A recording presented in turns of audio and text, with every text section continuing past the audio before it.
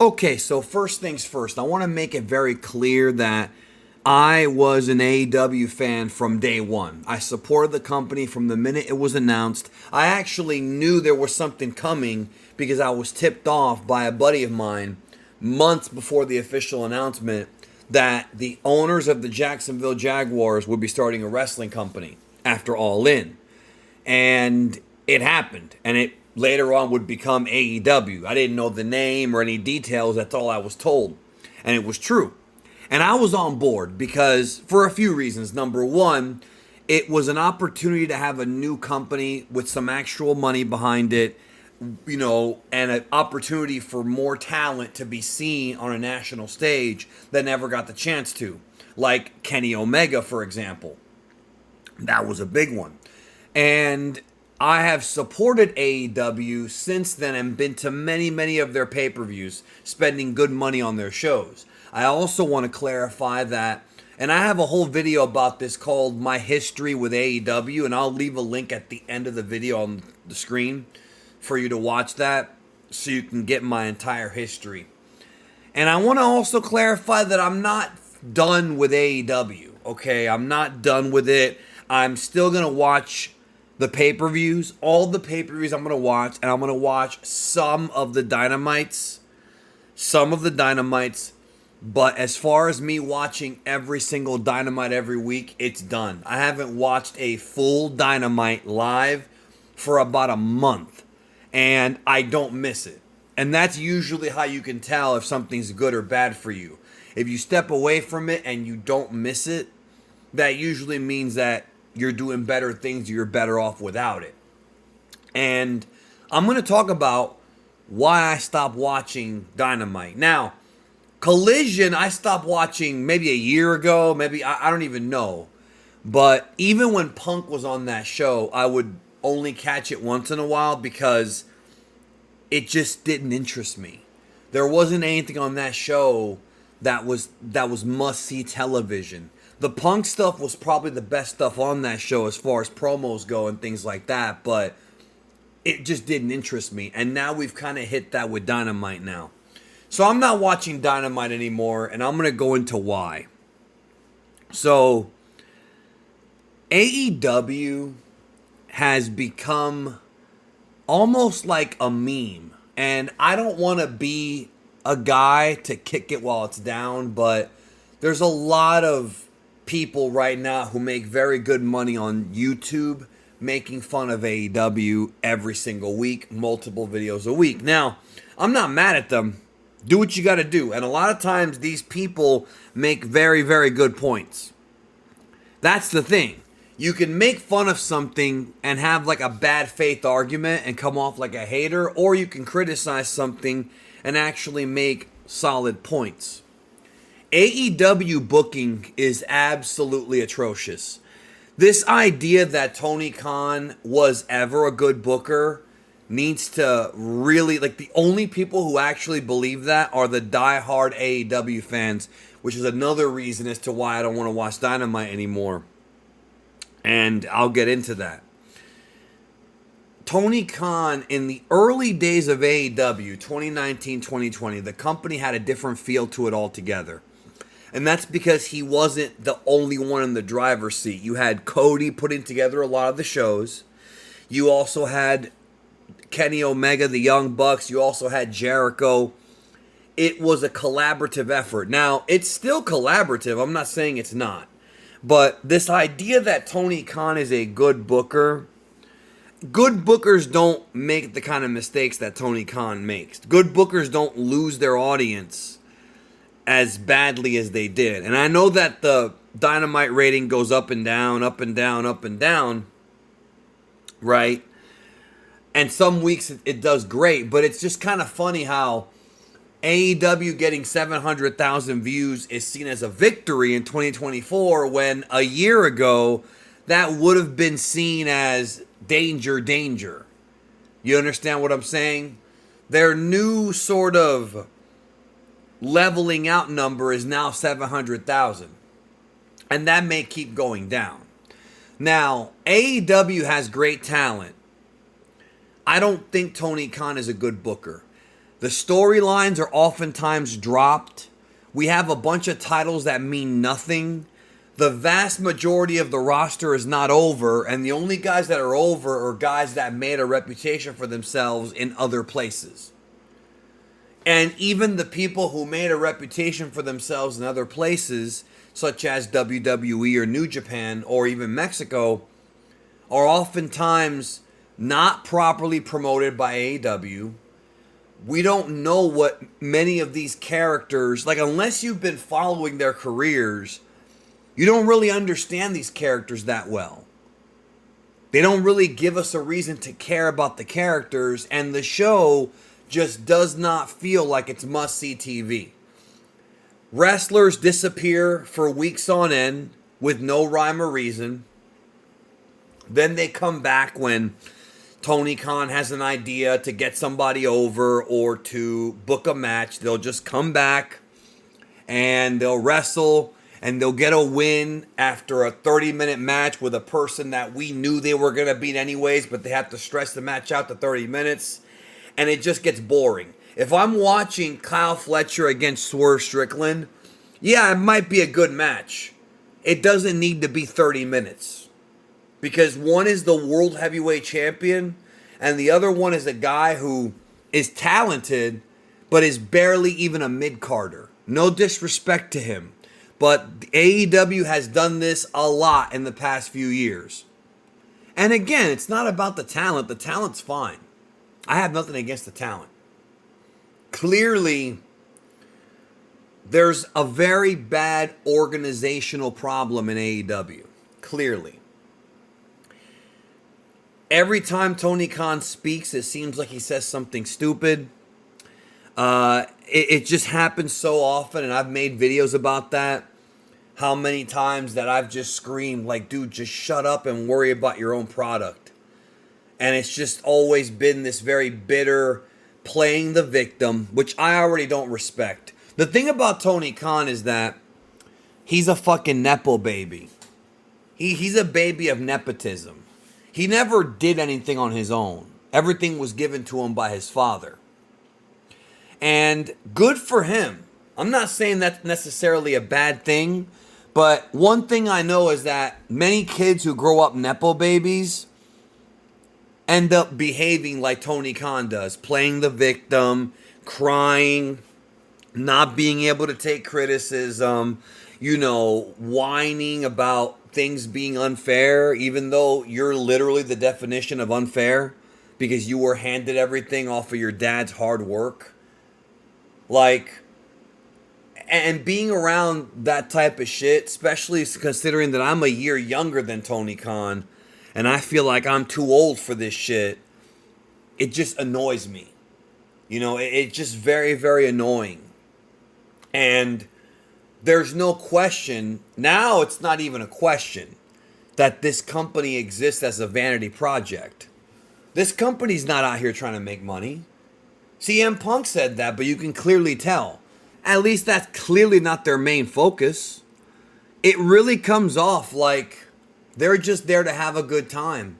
The wrestlers, there have been multiple reports that they've tried to talk to Tony about it, and he just ignores them because he knows what he's doing. It's just really frustrating. And when the leadership at the top of a company is bad, it reflects for the rest of the company. It reflects on that company. I now don't think that the Young Bucks should have been given EVP power. Because notice, CM Punk is gone. And for a long time, CM Punk was seen as the problem child behind the scenes. Even I thought he was. All Friends Wrestling was happier without CM Punk. But yet here we are, and there are still behind the scenes turmoil and problems. That Britt Baker MJF story that doesn't even make sense to me. And the way that Tony Khan books, it's almost as if he thinks that we're all in his head. He thinks because he puts out a championship, calls it the Continental title or whatever you want to call it, that we're supposed to care.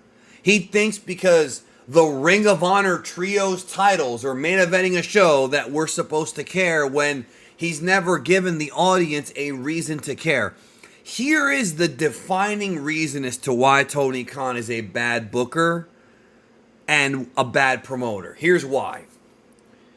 Ring of Honor, in its entire history, I've been following this company since it first started, has never, in its entire history, had this much money behind it, this much stability financially than ever before.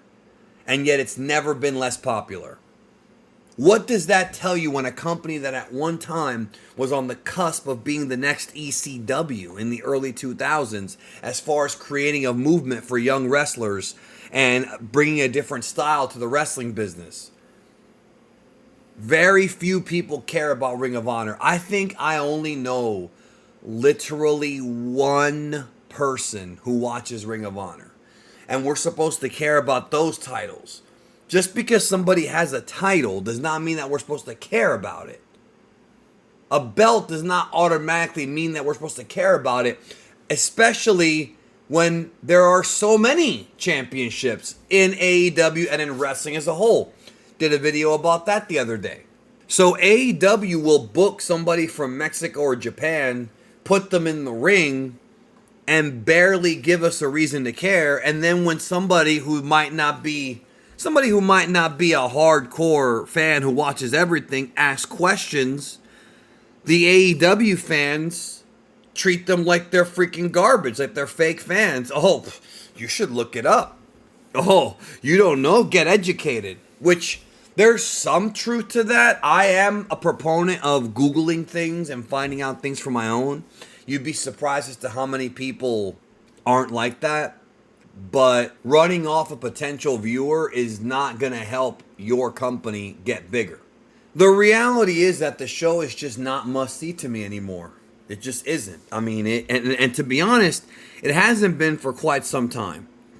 You can watch AEW and miss Dynamite and just read the recap. And if there's a good match, which you know there will be because there's always a good match, you can watch that.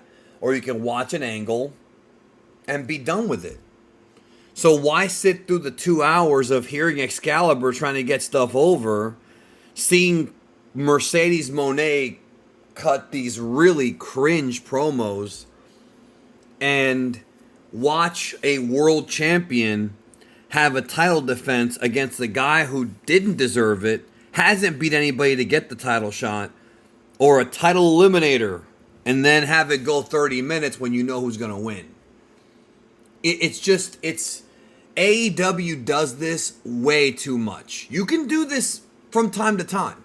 They do it way too much. That roster is massive, and because of that, the young guys who need practice never get the kind of practice or training that they need, and the veterans can kind of do what they want, but they end up hogging up most of the show, and these veterans are already got famous in other companies. Adam Copeland. Look at the roster. Malachi Black, Will Ospreay. These guys got popular in other places first. Who has AEW actually made? The closest they came was Wardlow and Swerve Strickland. I think Swerve Strickland is probably somebody who they organically made, and I do respect that, and I think it was a good move. And he's a very charismatic guy. He's a great wrestler. He's got everything you could want. That's a guy who WWE legit dropped the ball on. And Wardlow, they got so close to making him this phenom. And then because Tony Khan's a bad booker, couldn't follow up the momentum of the MJF feud. And here we are. He's not even on TV anymore, I don't think. And a lot of wrestling fans don't think he's ever going to get his due because he's not one of Dave Meltzer's guys. He's not a flippy guy, and that's what AEW likes to book. Now, I want to discuss the wrestling media for a minute. A lot of people seem to think that Dave Meltzer is being paid by AEW. He's the surrogate. It's become like a joke. And that's because Meltzer makes his bias pretty... It's hard to argue. It's hard to defend the guy. I was subscribed to him for a number of years. And I'm familiar with Dave Meltzer. I've met him. I've hung out with him in person. And it's not that Dave is under payroll. It's that the kind of wrestling that AEW basically books is what he likes and what he's always wanted from an American wrestling promotion. If you go back to the 90s, go back to anything he said in the 2000s, written or verbal, you can hear him gushing over Japanese style physical pro wrestling and how he wants that style to work in America and get over. Like, that's what he likes. Here we have AEW that gives us that style almost every week, and so he's happy. All the matches are these crazy, over the top, insane back and forth matches, and they're usually very good. I'm not discrediting the work at all. But that's why Dave is so behind AEW. Like, that's why, because that's the style of wrestling he likes. I don't think he's under payroll.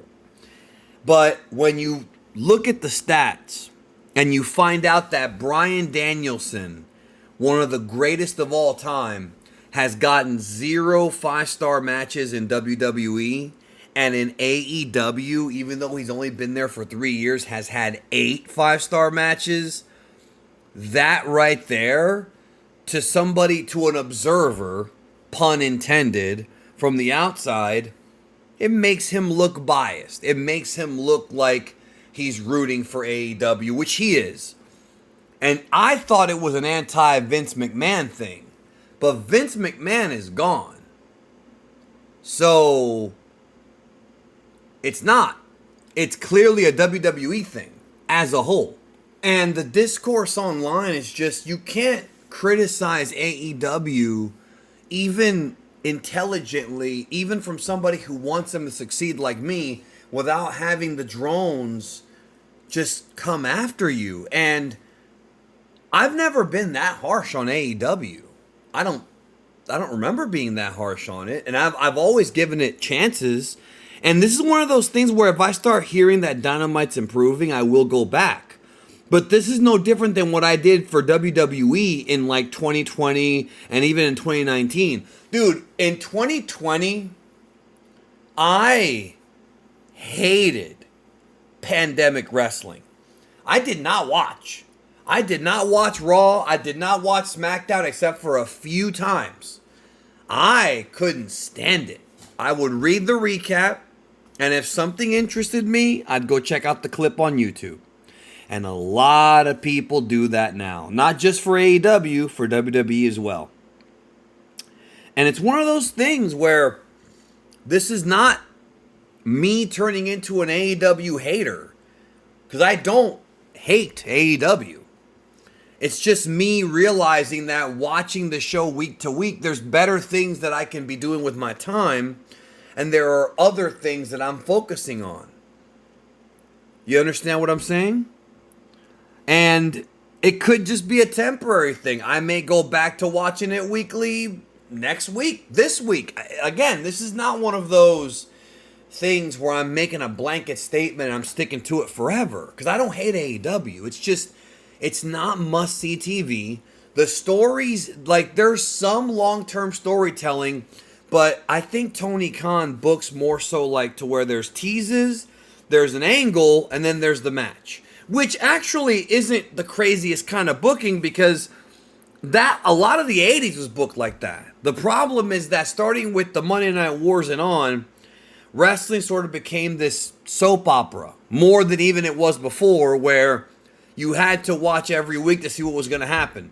Like, look at the Bloodline. They got over because you had to watch every week to see what was going to happen. The Wyatt Six, the Chad Gable story with Sami Zayn, the story now with the Bloodline and Roman Reigns coming back, and Cody, his various feuds, including him, finishing the story.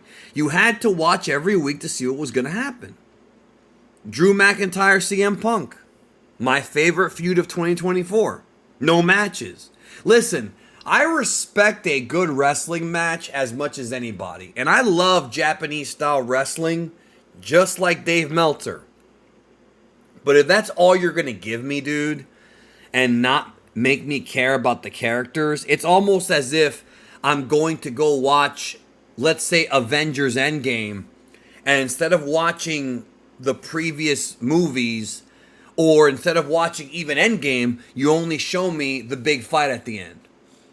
I might sit there and be like for the first time, let's pretend I never saw an MCU movie and all you do is show me the highlights of Endgame. Like the fights.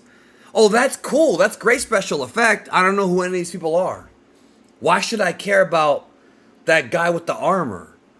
Why should I care about Captain America? Who is that? You see what I'm saying? Like, that's what AEW is. Like, there's just not enough of a build-up week to week. It doesn't have enough of that sort of addictive soap opera quality that the business needs for us to watch every week. And as a result of that, it just makes it so that I don't have to watch every week. And I'm not the only one, because that viewership is going down, and you can't say, I mean, it goes up and down, and you cannot say that it's just casual fans. There are some people who are AEW fans who actually have talked to me privately who are afraid of speaking out. They're afraid of actually criticizing it on social media because they're going to get attacked, and it should never be like that, but it is, who have quietly stopped watching. And they don't interact with their AEW friends, or what they do is they make up excuses like, oh, I was busy, you know, whatever the case, to not have to deal with them. Like, that's bad. When a TV show, it doesn't have to be wrestling, when a TV show gets people like that, so emotional, I'm not blaming AEW for this. I'm really not. It's just that there's a certain subsect of fan, and WWE has them too, who get so emotionally tethered to this shit, and I deal with it in Dragon Ball as well on my other channel. They get so emotionally tethered, and I'm over here producing content, but I still have a real life. I have real friends, real family. I have other things I'm into. I'm not just into watching wrestling and Dragon Ball all day. There's other things I like. There's other activities I do with my friends. You understand? And some people just, that's all that their entire identity is. And that's a very dangerous way to live your life. It really is. Not dangerous as far as I think you're going to hurt somebody, because these guys are harmless. But it's more so you're emotionally tethered to a television show. It's not being invested in the characters. That's not what it is. It's to where you think that you're one of the owners of AEW and it's your job to defend it when it's not. So ultimately, as of right now, Dynamite has been dropped. I watch Raw and SmackDown on occasion, usually because in my Discord they stream it and I'll watch it. On some weeks I miss it. It just depends, and I'll catch up later. But it's never, with Dynamite, it's rarely like, oh shit, I missed it, I have to go watch the whole show. It's never like that. There's not enough going on. The people might say, oh, there's tons of stories in AEW, but what are the stories? You have a belt that I want, I challenge you for it. That's like 90% of the stories.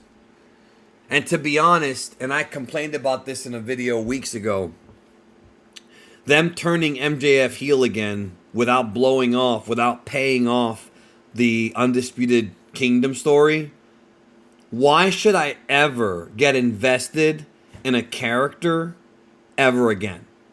Why should I ever get invested in a story ever again if you're just going to close it off? That's what Vince McMahon fucking did in 2017, 2018, 2019, and before, where he would just, if something wasn't working in his own mind, he would just change it. Now, course correcting is different. This man just dropped the entire feud with MJF and the Undisputed Kingdom to turn him heel to book him against Will Ospreay.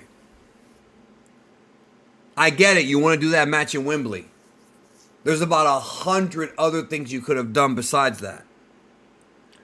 And they're doing it, and I'll watch it, so it's whatever. I'm not upset about it anymore, but it's like, why should I ever get invested in a character if there's a chance that your booking could just flip it? And then it's like Austin going heel. It's not on the same level, but When Austin went heel in 2001, Steve Austin, it really, really hurt the business. Really hurt the business. People did not want to boo Steve Austin. With MJF, he's a better heel, so it's not the same thing. But his shtick is also kind of old. It's also kind of played out. Bringing up Meltzer and his promos and how everyone else is a mark. It's kind of played out at this point. And I was hoping for some real character evolution. But you rarely get that in AEW. People who have gotten it, though, are people like Christian, Tony Storm, Swerve Strickland. There are some people that have it. But some just regress.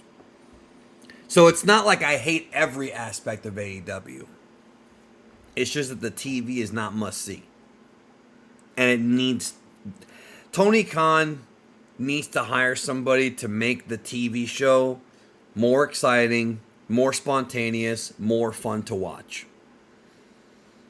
So, those are my thoughts, man. It's 2 hours out of my life that I don't really need to spend when I can just spend 20 minutes reading what happened, 15 more watching it, whatever I missed, fast forwarding through it, and I'm done. It's just the way it is, dude. We all have lives, and we're all busy. What do you think? Am I crazy? I know I'm not, but do you think I'm crazy? And have you felt this way about AEW, WWE, whatever? Let me know down below.